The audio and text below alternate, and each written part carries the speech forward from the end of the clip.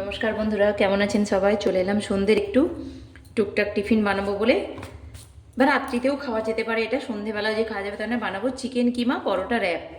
র্যাপটা এখন বিভিন্ন রেস্টুরেন্টে এর খুব একটা চল হয়েছে, তো তার জন্য বানানোর জন্য আমি এখানে চিকেন কিমা কিছুটা নিয়ে নিয়েছি। মিক্সিতে একটু একটু ঘুরিয়ে নেবো হালকা করে, দিয়ে বাকি জিনিসগুলো সমস্ত রেডি করবো, তোমাদের দেখাবো। আগে চিকেন কিমা। বন্ধুরা, চিকেন কিমাটাকে আমি কিমা করে দোকান থেকেই নিয়ে আসা হয়েছিল, একটু তারই মধ্যে আরেকটু করে নিলাম। তো ওটাকে আমি এখানে বার করে নেব ফ্রেশভাবে,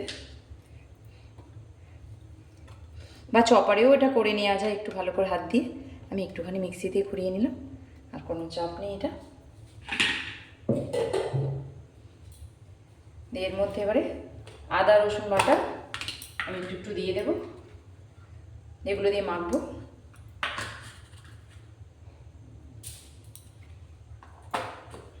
রসুন বাটা, গোলমরিচের পাউডার দিচ্ছি, হলুদ দেব,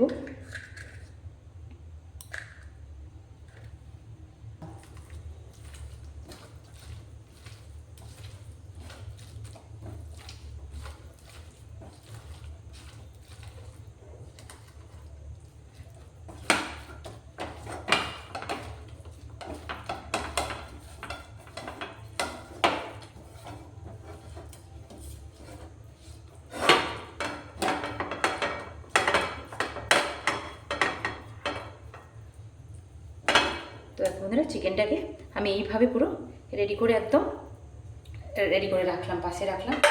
এবারে দইটাকে একটু রেডি করবো, টক দইয়ের একটা বানাবো টক দই দিয়ে। তার জন্য আমাকে এখানে বেটে নিতে হবে শিলের মধ্যে। পুদিনা পাতা দিলে হয়, দই আছে আর আমার কাছে এই ধনে পাতা আছে, আমার কাছে পুদিনা পাতাটা নেই। আর কাঁচা লঙ্কা দিয়ে আমি এটাকে একটু বেটে নেব।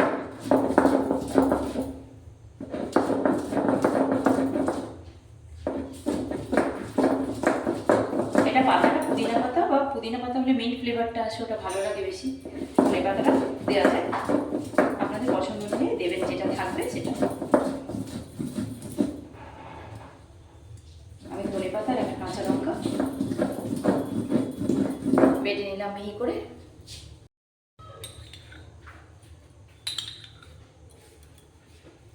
দইটা যতটা দেওয়ার দিয়ে দিয়েছি, এবারে বেটে রাখা ধনে পাতা আর কাঁচা লঙ্কা বাটাটা আমি দিয়ে দেবো।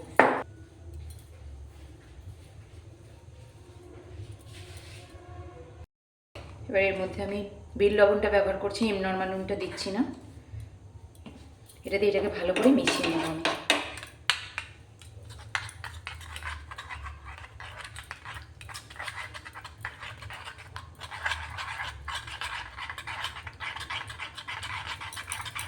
দিয়ে দই আর ধনে পাতার এই চাটনিটা আমি রেডি করে সাইড করে রাখলাম। তখন এখানে একটা প্লেট নিয়েছি, এর মধ্যে আমি কিছুটা ময়দাটা মেখে নেব। কোনো ময়ান ছাড়াই এটা আমি মাখবো, কেন কি তাহলে ইলাস্টিক ভাবটা ভালো থাকবে। ময়ান দিলে খাস্তা হয়ে যাবে বেশি, যার জন্য আমি ময়ান না দিই, অল্প একটু লবণ দিয়ে শুধু জল দিয়ে মাখবো এটাকে। আমি ময়দাটা মেখে নেব, যেমন আমরা পরোটা বানানোর জন্য মাখি সেইভাবেই মাখবো।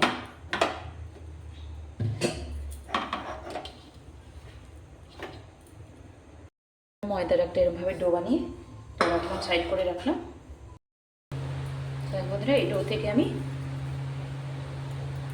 দুটো নিচে আমি কেটে নিয়েছি এখানে। এটাকে অল্প আটা গুঁড়ো দিয়ে যেমন গোল করে রুটির মতো বানানো হয় সেইভাবে বানিয়ে নেব।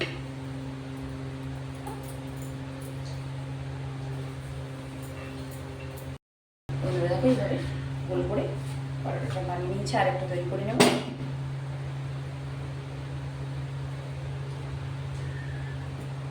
দুটো পরোটা আমি বানিয়ে নিয়েছি, এবার এদিকে একটা প্যান বসিয়ে দিয়েছি আমি, দিয়ে আমি এখানে চেপে দিচ্ছি। এটা তাওয়াটা গরম হয়ে যায়, এটা বন্ধুরা তাওয়াটা গরম হয়ে গেছে। শুকনো খোলে আমি প্রথমে এটাকে সেঁকে নেব ভালো করে দুটোকে, তারপরে তেল দেবো।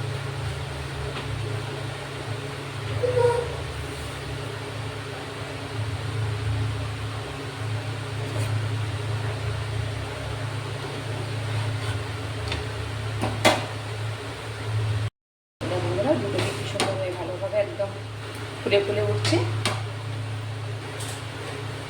পুরোটাই ফুলে গেছে। তো এবার নামিয়ে রাখলাম এটাকে আমি। বাকিগুলোকে আমি এইভাবে একইভাবে ছেঁকে নেবো শুকনো খোলায় দিয়ে, তারপরে তেল দেবো। প্যানটা আবারও গরম করে নিয়েছি আমি ভালো করে। এবার আমি তেলটা দিয়ে দিচ্ছি এখানে রিফাইন তেল। আপনারা বাটার ইউজ করতেও পারেন চাইলে। আমি তেল দিয়ে এটা ভাজছি। এবার তেল দিয়ে এগুলো ভেজে রেডি করে নেব।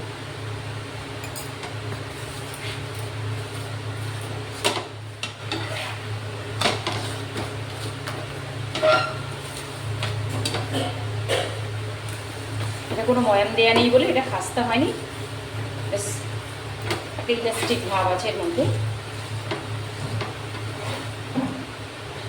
পরোটাটা আমি ভেজে নিয়েছি। এবার এর মধ্যে এখান থেকে আমি কিমা কিছুটা নিয়ে, কিমাটা আপনারা পরিমাণ মতো দিতে পারেন, যেরকম খাবেন সেই অনুযায়ী আপনারা দেবেন। এর উপরে পরোটাটা আমি দিয়ে দিচ্ছি। দিয়ে এটাকে আমি ভালো করে চেপে দেওয়ার মতো বিশেষ কিছু নেই, তো আমি এখানে নোড়া দিয়ে একটু করে দেবো। আমার কাছে চাপার মতো কিছু নেই।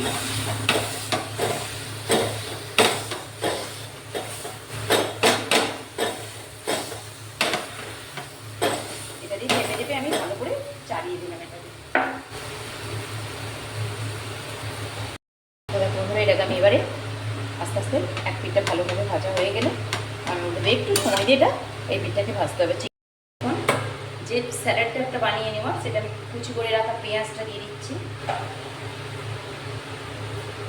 কুচি করে রাখা পেঁয়াজটা দিলাম, তার মধ্যে টমেটো কুচিটা দিলাম,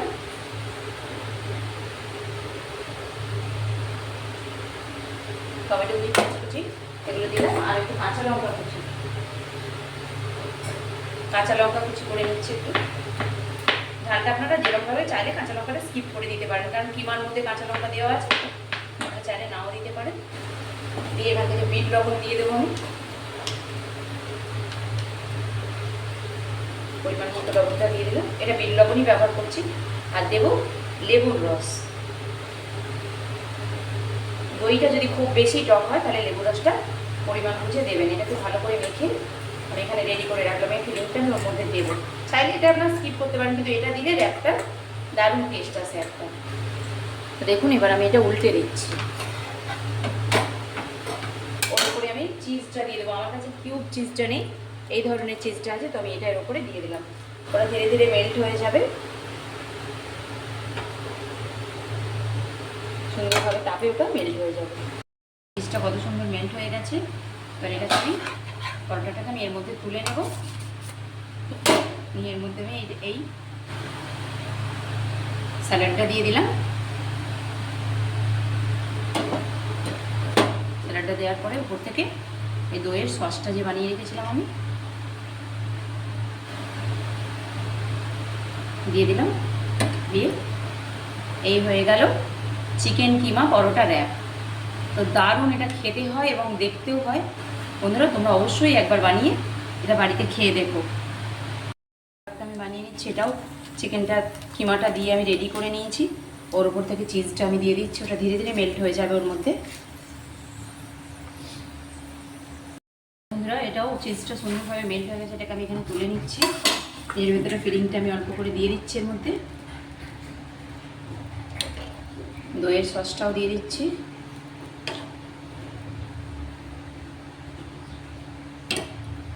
রেডি হয়ে গেল চিকেন কিমা পরোটা র্যাপ। দুটো আমি বানিয়ে নিয়েছি। তো চলো বন্ধুরা তোমাদের সার্ভ করে দিয়ে দিই। বন্ধুরা চিকেন কিমা পরোটা র্যাপটা কত সুন্দর চিজি একদম হয়েছে, দারুণ দেখতে এবং দারুণ খেতে। একটা বাইটেই মন ভরে যাবে একদম। অবশ্যই বাড়িতে আমি যে প্রসেসে দেখিয়েছি, খুব সহজ প্রসেস, বেশি কিছু বানাতে দিতে হবে না। একবার বানিয়ে দেখো। এইভাবে জুসি সসটা বেরিয়ে আসবে, আর এইভাবে চিকেন কিমা পরোটার র্যাপটা দারুণ টেস্ট লাগবে। তো চলো বন্ধুরা খাওয়া দাওয়া করে নিয়ে